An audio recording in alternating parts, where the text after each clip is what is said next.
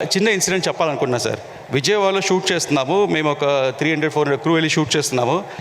రోజు పవన్ సార్ కరెక్ట్గా 8 వచ్చేస్తారు. అండ్ ఆయన బిజీ షెడ్యూల్లో మీ అందరూ వెయిట్ చేస్తున్నారని కరెక్ట్గా టైంకి ఫినిష్ చేసి వెళ్ళిపోతారు. ఒకరోజు షూటింగ్ మీ అందరూ వెయిటింగ్, నాకు ఫోన్ స్విచ్ ఆఫ్లో ఉంటుంది సెట్లో ఉంటే. 8:30 అయింది, 9 అయింది, 9:30 సార్ రాలేదు, 10 అయింది.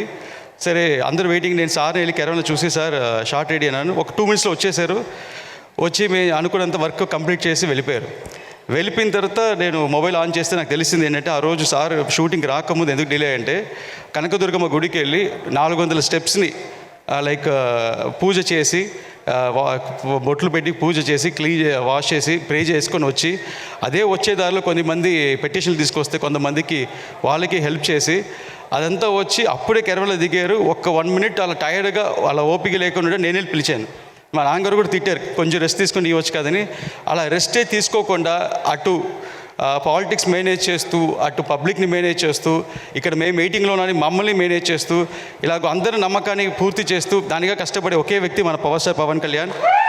అండ్ ఆయన ఇచ్చిన ఎనర్జీ, ఆయన చూసిన ఎనర్జీ నాకు ఇప్పుడు దాన్ని నిద్ర పట్టడం వల్ల. ఎందుకంటే నాకు అందరు చెప్తాను ఎవ్రీడే 3-4 hours పడుకున్నా last 50 days. But is like man of excellence, man of perfection. ఆయన ఇంప్రెస్ చేయటం, ఆయనకి సినిమా నచ్చిందే, it's a great. So I feel very proud. ఇంత పెద్ద రెస్పాన్సిబిలిటీ నాకు సార్ అందించిన దానికి. ఐఎమ్ స్టిల్ వర్కింగ్ హార్డ్ ఆయన సాటిస్ఫాక్షన్ కోసం.